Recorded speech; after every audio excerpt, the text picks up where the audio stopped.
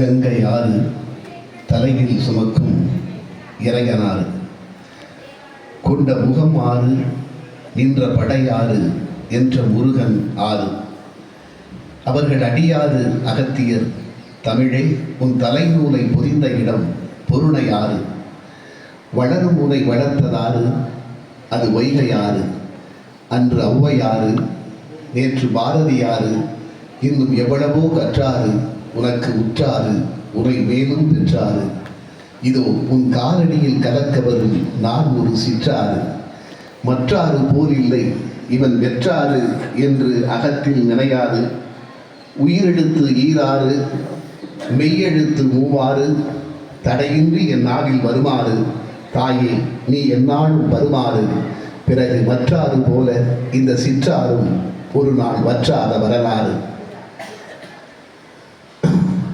சீரும் சிறப்புமாக தன்னுடைய 37ஆம் ஆண்டை கொண்டாடி கொண்டிருக்கின்ற இந்த திருவள்ளுவர் அமைப்பினுடைய இந்த நிகழ்விற்கு தலைமை பொறுப்பினை ஏற்றிருக்கின்ற வணக்கத்திற்குரிய எங்கள் ஐயா நகைச்சுவை இமயம் நடமாடும் திருவாரூர் தேராகவே எங்கள் கண்களுக்கு தெரிகின்ற வணக்கத்திற்குரிய ஐயா அவர்களே,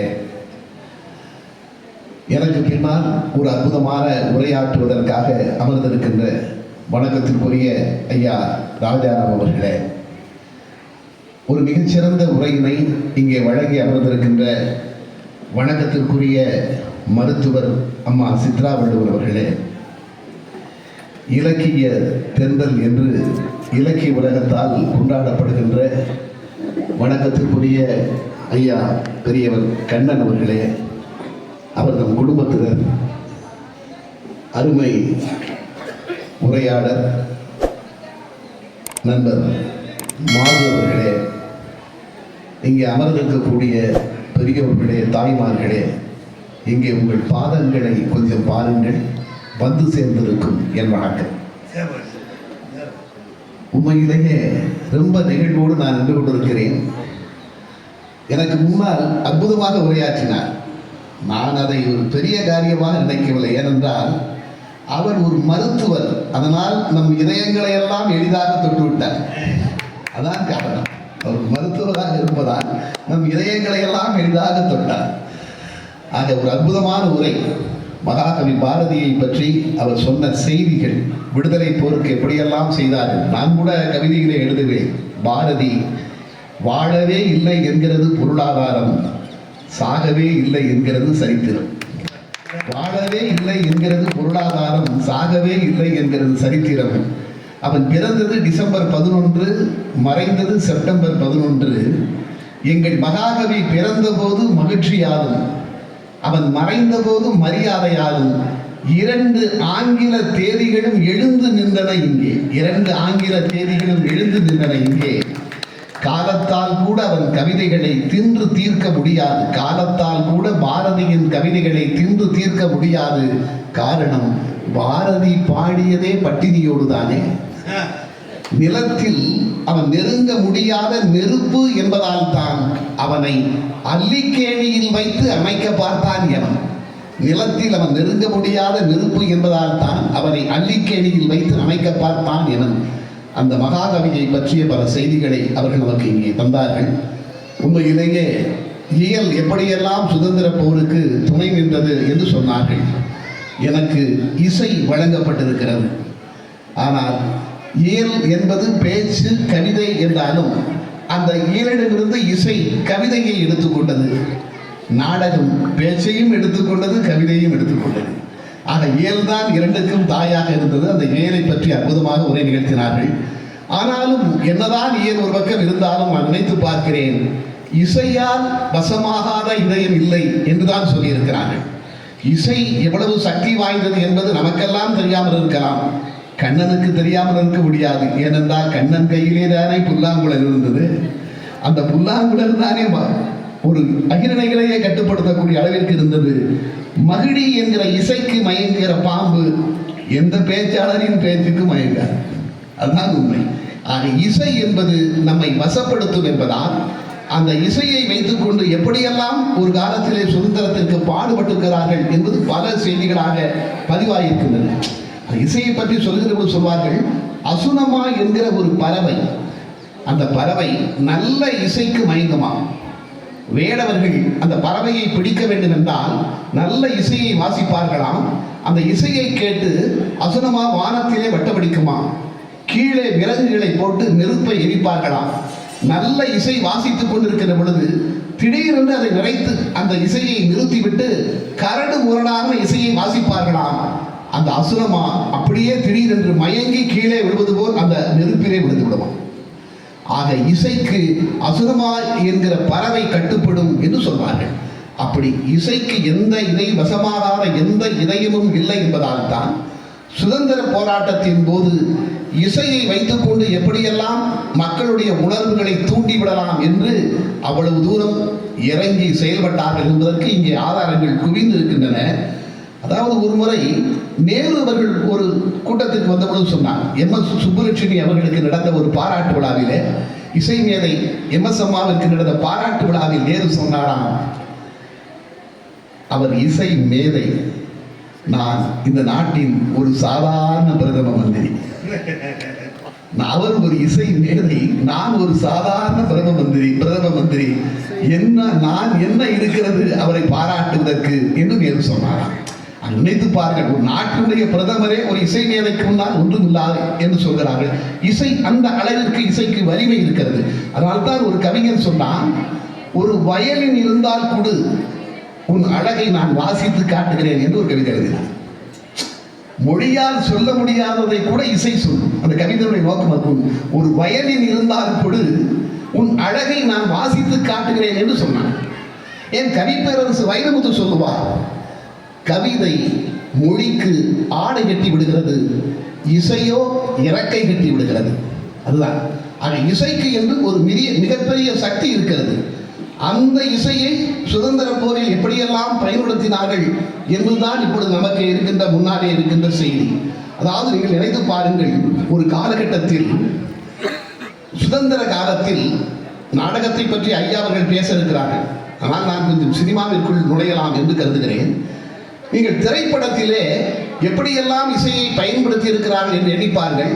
அதை எழுதுகிறார்கள், இந்த தணிக்கை துறை என்று ஒன்று இருந்தது அல்லவா, அந்த தணிக்கை துறை எப்படி இருந்தது என்று எழுதுகிறார்கள். 1931 அக்டோபர் 31, அதுதான் தமிழ் சினிமா பேச ஆரம்பித்த நாள். முதல் படமான காளிதாஸ் வெளிவந்த நாள் 1931 அக்டோபர் 31. அந்த காலகட்டத்தில் தணிக்கை துறை எப்படி இருந்ததென்றால், அதற்கு முன்பு வந்த ஒரு ஊமை படத்தில் 132 முத்த காட்சிகள் இடம்பெற்றிருந்ததாம். அதை பற்றியெல்லாம் அவர்கள் கவலைப்படவே இல்லையாம் தணிக்கை துறை. இந்தியர்களுக்கு இப்படிப்பட்ட காட்சியை காட்டலாமா என்று கவலைப்படவில்லை.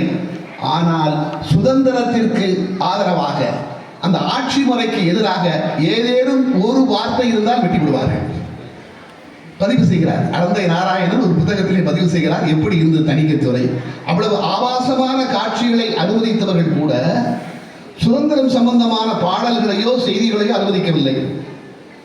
அதை கூட சொல்கிறார்கள், மகாத்மா விகார் என்று ஒரு படம், மகாபாரத கதையை வைத்து எடுக்கப்பட்ட ஒரு படம் மகாத்மா விகார். ஆனால் மகாத்மா என்கிற பெயர் வந்ததால் அந்த படத்தை தடை செய்து விட்டார்களாம். இந்த பெயரிலே படம் வரக்கூடாது என்று. ஆக அந்த அளவிற்கு தணிக்கை துறை இருந்தது. ஆனால் அதையெல்லாம் மிஞ்சித்தான் அவர்கள் இங்கே செயல்பட்டார்கள். அதுதான், அதாவது முதலாக வெற்றி பெற்ற தமிழ் திரைப்படம், முதலில் வெளிவந்த படம் காளிதாசாக இருக்கலாம்.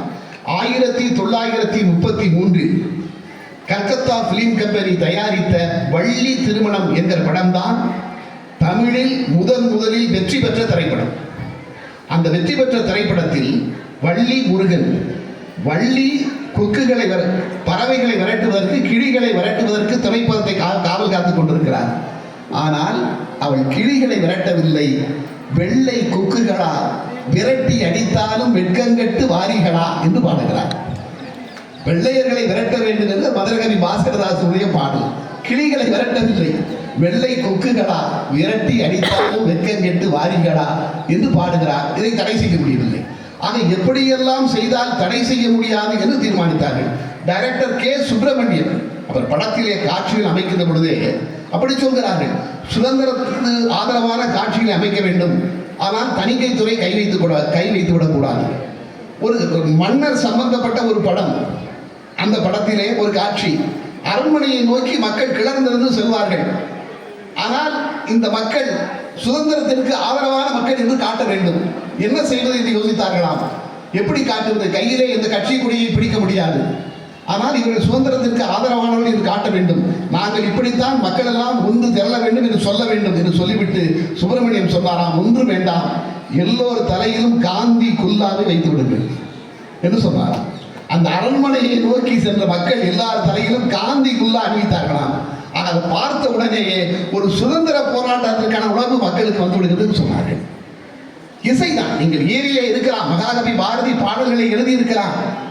ஆனால் வெள்ளிப்பனி மலையின் மீதுலாவுவோம், அடிமேலை கடல் முழுதும் கப்பல் விடுவோம். நீங்க எனக்கு பாட வராது, ஆனால் நான் நினைக்கிறேன் அந்த பாடலாக வருகின்ற வெள்ளை பனிமலையின் மீதுலாவுவோம், அடி மேலை கடல் முழுவதும் கப்பல் விடுவோம், பள்ளி தலமனைத்தும் கோயில் செய்துவோம், எங்கள் பாரத தேசம் என்று தோள் கொட்டுவோம். அந்த பாடுகின்ற பொழுது அந்த உணர்ச்சி பிரபாகமாக நமக்கு வரும். ஆக இசை அந்த இடத்தில் இருந்து இசை செய்யாத காரியங்களே இல்லை. நான் ஒரு சம்பவம் சொல்கிறேன் உங்களுக்கு. அது சுதந்திரத்திற்கு சம்பந்தப்படாமல் இல்லாவிட்டாலும் இசையினுடைய பெருமை. ஒரு காலகட்டத்தில் நடிகர் திலகம் சிவாஜி கணேசனுக்கும் கண்ணதாசனுக்கும் பிடிக்காது. நான் சொல்கிற செய்தி, அதாவது அரசியல் அவர்களை பிரித்தது, ஆனால் இசைதான் அவர்களை இணைத்தது என்று எழுதுகிறார்கள். பஞ்சு அருணாச்சலம் எழுதி வைத்திருக்கிறார். திருப்பதிக்கு கணேசன் செல்கிறார், உங்களுக்கு தெரிந்திருக்கும், பெரியவர்களுக்கு தெரிந்திருக்கும். திருப்பதிக்கு சென்றார் சிவாஜி கணேசன். திருப்பதி கணேசா திரும்பிப்போ என்று நாடகம் போஸ்டர்கள் ஒட்டப்பட்டன. திராவிட முன்னேற்ற கழகத்திலிருந்து அவர் வெளியே வர வேண்டும் என்று நினைக்கிறார். அந்த நேரத்தில் கண்ணதாசன் தான் நடத்திய ஒரு பத்திரிகையிலே, அந்த தென்றல் பத்திரிகை நினைக்கிறேன், அந்த பத்திரிகையிலே ஒரு கார்ட்டூன் படம் போடுகிறார். தென்னாலிராமன் படத்தில் இடம்பெற்ற ஒரு காட்சியை போடுகிறார். சிவாஜி கணேசன் தென்னாலிராமனாக நடிப்பார். அவரை ஒரு யானை இடர்வது போல ஒரு படம். அதை போட்டு இதுதான் கண்ணதாசன் எழுதிவிட்டார், இதுதான் சிவாஜியுடைய எதிர்காலம் என்று. இப்படி இடர்பட்டு சாவார் என்பதை போல ஒரு வார்த்தை சொல்லாமல் சொல்லிவிட்டார். அதை பார்த்தவுடன் சிவாஜிக்கு கோபம் வந்துவிட்டது. ஒரு நாள் ஸ்டுடியோவில் நடித்துக் கொண்டிருக்கிறார் சிவாஜி. கண்ணதாசன் இங்கே வருகிறார் என்று சொல்கிறார்கள். எங்கே இருக்கிறார் கண்ணதாசன் என்று கோபத்தோடு கேட்டுக்கொண்டு வெளியே வருகிறார். கண்ணதாசன் நடந்து போய் கொண்டிருக்கிறார். சிவாஜி அவரை விரட்டுகிறார். ஒரு சம்பவம், உள்ளே போய்விடுகிறார். சிவாஜி கணேசன் விரட்டியதும் கண்ணதாசன் ஒரு ஸ்டுடியோக்குள் போகிறார். அங்கே என்எஸ் கிருஷ்ணன் நடித்துக் கொண்டிருக்கிறார். அங்கே ஒரு காட்சியிலே என்ன 2 பேரும் ஓடி வருகிறீர்கள் என்று கேட்டுவிட்டு சமாதானப்படுத்தி சிவாஜியை அனுப்பிவிட்டு கண்ணதாசனிடம் சத்தம் போட்டிருக்கிறார். நீ அரசியலிலும் இருக்கிறாய், சினிமாவில் இருக்கிறாய், அவரை ஏன் பகித்துக் கொள்கிறார்? நானும் திராவிட முன்னேற்ற கழகத்து உணர்வோடு தான் இருக்கிறேன், ஆனால் எங்கேயும் அதை நான் வெளிப்படுத்துவதில்லை. என்எஸ் கிருஷ்ணன் சொன்ன வார்த்தை என்பதை பதிவு செய்கிறார். நீ ஏன் அப்படி செய்கிறாய் என்று சொல்கிறார். அதற்கு பிறகு சிவாஜி எடுத்த படங்களில் கண்ணதாசனை எழுத வைக்கமா வேண்டாமா என்று முடிவெடுக்கிறார். ஆனால் சிவாஜி எதுவுமே சொல்லவில்லையா. பதிபக்தி படம் எடுக்கப்படுகிறது. எல்லா பாடல்களும் பட்டுக்கோட்டை கல்யாண சுந்தரம். சிவாஜிக்கு பாடல், கண்ணதாசனுக்கு பாடல் இல்லை. எல்லா கம்பெனிகளிலிருந்தும் பாடல் கேட்டு வருகிறார்கள். ஆனால் சிவாஜி நடிக்கிற படத்தில் மட்டும் பாடல் கேட்டு வரவில்லை. அடுத்து பாகப்பிரிவினை தயாராகி கொண்டிருக்கிறது, பாடல் கேட்டு வரவில்லை. பஞ்சு அருணாச்சலம் கண்ணதாசனிடம் கேட்கிறார், ஏன் சிவாஜி கம்பெனியில் சிவாஜி நடிக்கிற படத்தில் மட்டும் பாடல் கேட்டு யாருமே வரவில்லை என்று. அப்பொழுதுதான் கண்ணதாசன் இந்த சம்பவத்தை சொல்கிறார். பாகப்பிரிவினை படப்பிடிப்பு நடந்து கொண்டிருக்கிறது. படத்திலே 2 பாடல்களை பட்டுக்கோட்டை எழுதிவிட்டார். விதி எப்படி விளையாடுகிறது என்றால் பட்டுக்கோட்டை இறந்து விடுகிறார். இப்பொழுது கண்ணதாசனிடம் பாடல் எழுத சொல்லி கேட்கிறார்கள். கண்ணதாசனிடம் தயாரிப்பாளர் வேலுமணி வந்து கேட்கிறார். இல்லை, நான் பாடல் எழுத மாட்டேன் என்று கண்ணதாசன் மறுத்து விடுகிறார். அதற்கு பிறகு அந்த பாடலை எழுத சொல்லி பஞ்சு அருணாச்சலம் சொல்கிறார். அப்பொழுது கண்ணதாசன் சொன்னாராம், சிவாஜிக்கு தெரிந்து வந்தார்களா தெரியாமல் வந்தார்களா என்று நமக்கு தெரியாது. நான் எழுதி கொடுத்த பிறகு சிவாஜி வேண்டாம் என்று சொல்லிவிட்டால் அது அசிங்கமாகிவிடும், அதனால் நான் எழுத மாட்டேன் என்று கண்ணதாசன் வருகிறார். இல்லை இல்லை, சிவாஜியின் ஒப்புதல் பெற்றுத்தான் வந்திருக்கிறார்கள் என்று சொன்ன பிறகு பாகப்பிரிவினை படத்தினுடைய மற்ற பாடல்களை கண்ணதாசன் எழுதுகிறார். அப்பொழுதும் சிவாஜியும் கண்ணதாசனும் பேசிக்கொள்வதில்லை. அது அடுத்த பிறகு பாசமலர் படம் தயாராகிறது. எல்லா பாடல்களையும் கண்ணதாசன் எழுதுகிறார். பாடல்களை சிவாஜி வீட்டில் கேட்கிறார். கேட்டவுடன் கண்ணீர் விட்டு விட்டாராம். அது நாள் வரைக்கும் பேசாமல் இருந்த சிவாஜி கணேசன், கண்ணதாசனோடு பேசாமல் இருந்த சிவாஜி உடனடியாக தொலைபேசியிலே கண்ணதாசனை கூப்பிடுங்கள் என்று சொல்லியிருக்கிறார். கூப்பிட்டு தொலைபேசியில் கண்ணதாசனை பார்த்து நடிகர் திலகம் சொன்ன வார்த்தை, டேய் நீ சரஸ்வதிடா, நீ சரஸ்வதிடா, என்ன பிரமாதமா இருக்கடா பாட்டு, நான் உடனே உன்னை பார்க்கணும்டா என்று சொல்லிக்கொண்டு தொலைபேசியில் இந்த முறையில் சிவாஜி அழ அந்த மொழியில் கண்ணதாசன் எழுதியிருக்கிறார். உடனே கண்ணதாசன் நான் உடனே வரேன்டா என்று சொல்லி சிவாஜி வீட்டிற்கு வருகிறார். அங்கே உடன் எம்எஸ்வி அமர்ந்திருக்கிறார். கண்ணதாசன் வீட்டிற்குள் நுழைந்தது ஓடி வந்து சிவாஜி ஆவேசமாக கெட்டிக்கொண்டு அழுதாராம். நான் உணவு நாள் உன்னை பிரிஞ்சிருக்க கூடாதுடா, இனிமே என்னுடைய எல்லா படத்திலையும் நீதான்டா பாட்டு எழுதுற என்று அந்த நேரத்தில் கண்ணதாசனிடம் சிவாஜி சொல்ல, நான் கூட அவசரப்பட்டு அந்த அப்படி எழுதியிருக்க கூடாது என்று கண்ணதாசன் சொன்னாராம். அதை நினைத்து பாருங்கள், அரசியல் இரண்டு இமயங்களை பிரித்தது, ஆனால் இசைதான் இரண்டு பேரையும் சேர்த்தது. அந்த இசைக்கு இருக்கிற சக்தி அப்படி அற்புதமான சக்தி என்பதால் தான் அந்த காலகட்டங்களில் சுதந்திர போராட்டத்தில் அப்படி பாடல்களை, அதாவது மதுரகவி பாஸ்கரதாஸ், அதாவது தமிழ் சினிமா எப்படி நாடகத்திலிருந்து தமிழ் சினிமா வந்ததால் நாடகத்தில் இருந்த பாடலாசிரியர்கள், நாடகத்தில் இருந்த நடிகர்கள் தான் வந்தார்கள். நாடகத்தில் அப்பொழுது ஐயா அவர்கள் பேசுவார்கள், எப்படி சுதந்திர கருத்துக்களை சொன்னார்களோ அந்த கருத்துக்களை எல்லாம் இங்கே பயன்படுத்தினார்கள். அதுதான் அப்படியே அந்த கருத்துக்கள் அப்படியே சினிமாவிற்குள் வந்ததால் நாடகத்திற்கு பாடல் எழுதிய மதுரகவி பாஸ்கரதாஸ், முதல் படம் என்று சொல்லப்படக்கூடிய காளிதாஸ் படத்திற்கு என்று தனியாக பாடல் எழுதவில்லை, அவர் நாடகத்திலே எழுதிய பாடல்கள் தான் பயன்பட்டன. அதனால் தமிழ் சினிமாவின் முதல் பாடலாசிரியர் என்று கொண்டாடப்படுகிற மதுரகவி பாஸ்கரதாஸ், பூமி பாலகதாஸ், மதுரை பாலசுந்தரம், இவர் மோதிலால் நேருவை பறிகொடுத்தோமே என்று அவர் எழுதிய பாடலெல்லாம் அன்று மிகப்பெரிய இடத்தில், பாலசுந்தரம் எழுதிய பாடலெல்லாம் மிகப்பெரிய இடத்தில் இருந்தது என்று குறிப்பிடுகிறார்கள். ஆக இசையால் மிக எளிதாக மக்களை உணர்ச்சி வயப்படுத்த முடியும் என்பதுதான் அங்கே நமக்கு தெரிகிற செய்தி. மகாகவி பாரதி கூட கவிதைகளை எழுதினார். ஆனால் போகிற இடங்களில் அவர் சொன்னாரே, திருவல்லிக்கேணி கூட்டத்தில் மகாகவி பாரதி பாடல்களை பாடுவதை வழக்கமாக வைத்திருந்தார் அந்த திருவல்லிக்கேணி கூட்டத்திலே. அது மட்டுமல்ல, ஒரு சம்பவத்தை சொல்வார்கள், பாரதியினுடைய வாழ்க்கையிலே இசை எவ்வளவு முக்கியமான இடத்தை பெற்றிருந்தது என்பதற்காக ஒரு சம்பவத்தை சொல்வார்கள். டாக்டர் சஞ்சீவி என்ற ஒரு வசிய மருத்துவர், அவர் திருநெல்வேலியிலே இருக்கிறார். அந்த வசிய மருத்துவருடைய வீட்டிலே ஒரு நாள் சுதந்திர போராட்ட வீரர்கள் எல்லோரும் கூடியிருந்தார்களாம். திடீரென்று பாரதி உள்ளே வருகிறார். உள்ளே வந்தவுடன் பாரதியிடம் உங்கள் கவிதைகளை சொல்லுங்கள் என்று சஞ்சீவி சொல்கிறார். பாரதி நான் சொல்லவில்லை, பாடுகிறேன் என்று சொல்லி ஜெயம் உண்டு பயமில்லை மனமே என்கிற பாடலை எல்லா 3-4 ராகங்களில் பாரதி பாடி காண்பிக்கிறார். பாரதி பாடி முடித்ததும் வீட்டிற்குள் சென்று ஒரு 10 ரூபாயை எடுத்துக்கொண்டு பாரதியினுடைய கைகளிலே டாக்டர் சஞ்சீவி கொடுக்க வருகிறார். நீங்கள் சென்று டிஃபன் சாப்பிட்டு விட்டு வாருங்கள் என்கிறார். சஞ்சீவி 10 ரூபாயை கையிலே வைத்திருக்கிறார். பாரதி வாங்க வேண்டும். பாரதி அந்த பணத்தை வாங்கவில்லை. அங்கே உட்கார்ந்திருந்த பீஸ்ரீ, அந்த சம்பவத்தை எழுதிய பீஸ்ரீ எழுதுகிறார், எவ்வளவு பெரிய பணக்காரர் இவர், போய் ஒரு 10 ரூபாய், அதுவும் அந்த காலத்தில் 10 ரூபாய்க்கு எவ்வளவு மதிப்பு என்பது உங்களுக்கு தெரியும், போய் ஒரு 10 ரூபாயை கொடுக்கிறாரே, இவர் இன்னும் அதிகமாக கொடுத்திருக்கிறார், அதனால்தான் பாரதி வாங்கவில்லையோ என்று சொல்லிக் கொண்டிருக்கிறார். ஆனால் பாரதி அதனால் வாங்கவில்லை. பாரதி தன்னிடம் பணம் கொடுக்க வந்த டாக்டர் சஞ்சீவிடம் சொன்னாராம், பணத்தை உங்கள் கையில் வைத்துக் கொள்ளுங்கள், நான் எடுத்துக்கொள்கிறேன், என் கை கீழாகவும் உங்கள் கை மேலாகவும் இருக்கக்கூடாது. ஏனென்றால் இது நீங்கள் எனக்கு தருகிற யாசகம் அல்ல, ஒரு கவிதா தேவிக்கு செய்கிற காணிக்கை. அதனால் உங்கள் கையில் வைத்துக் கொள்ளுங்கள், நான் எடுத்துக்கொள்கிறேன் என்று சொல்லி அந்த பணத்தை எடுத்துக்கொண்டு பாரதி வெளியே போய்விடுகிறார். சாப்பிடுவதற்காக வெளியே போகிறார். அப்பொழுது டாக்டர் சஞ்சீவி சொன்னாராம், என்னை வசிய மருத்துவர் என்று எல்லோரும் புகழ்கிறார்கள், ஆனால் எனக்கு பாரதியினுடைய கவிதைகளை, அதிலும் குறிப்பாக அதை இசையோடு பாடுகின்ற பொழுது பாரதியினுடைய அந்த பாடலிலே எனக்கு மிகப்பெரிய வசீகரம் இருக்கிறது, அந்த வசீகரத்தில் நானே மயங்கி விடுகிறேன். இப்படிப்பட்ட வசீகரம் பாரதியின் பாடல்களில் எப்படி வந்தது என்று எனக்கே தெரியவில்லை என்று அந்த வசிய மருத்துவர் சொல்கிறார்.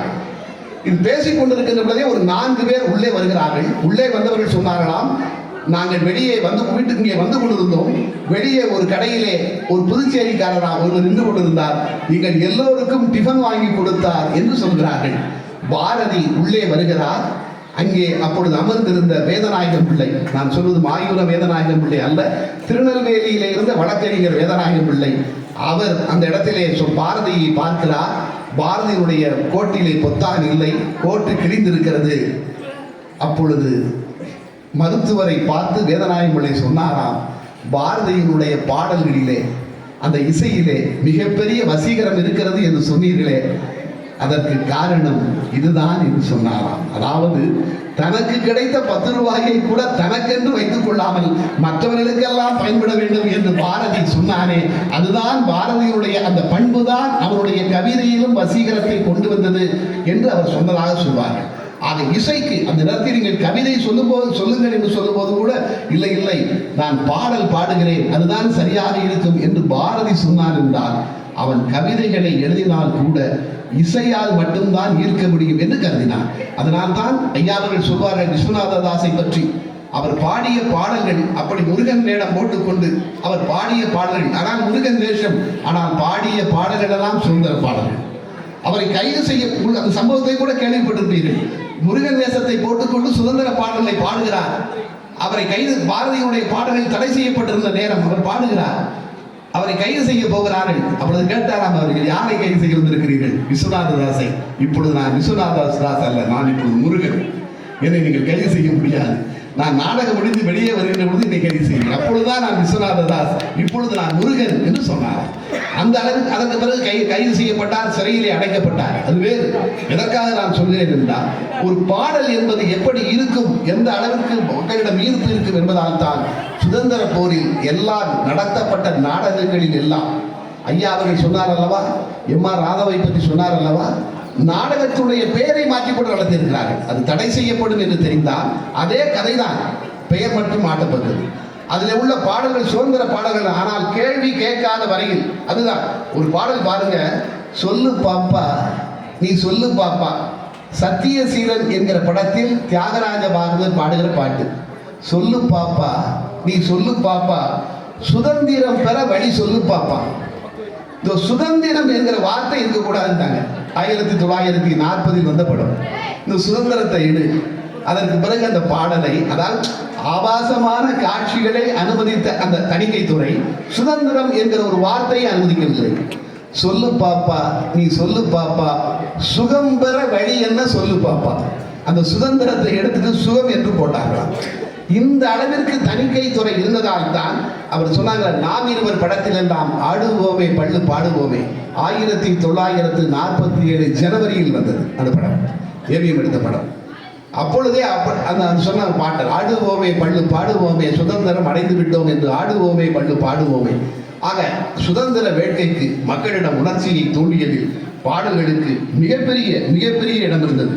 அதாவது நினைத்து பாருங்கள், ஒரு பாடல் வெற்றி பெற வேண்டும் என்றால் அதற்கு சரியான இசை இருக்க வேண்டும், சரியான வார்த்தைகள் இருக்க வேண்டும் என்பார்கள். ஆனால் அந்த சுதந்திர காலத்தில் வந்த பாடல்களில் இசை இருக்கிறதா, வார்த்தை இருக்கிறதா என்பதற்கெல்லாம் தாண்டி அந்த சுதந்திர உணர்வை அது ஊட்டுகிறதா என்ற ஒரே காரணத்திற்காக அப்படி மேடைகள் தோறும் பாடல்கள் பாடப்பட்டன. ஆக நாடகங்களின் மூலமும் அதற்கு பிறகு வந்த திரைப்படங்களின் மூலமும் இசைத்தமிழின் மூலம் சுதந்திர உணர்வு மிகப்பெரிய உச்சத்தை அடைந்தது என்பதில் இரண்டாவது கருத்தே இருக்க முடியாது. அதனால் தான் இப்படிப்பட்ட பாடல்களை தடை செய்தார்கள் என்று சொல்லி உங்கள் மத்தியிலே சுதந்திர உணர்வுடைய பாடல்களை பற்றி சொல்வதற்கு வாய்ப்பு கிடைத்ததற்காக உரியவர்களுக்கெல்லாம் நன்றி சொல்லி விடைபெறுகிறேன். நன்றி.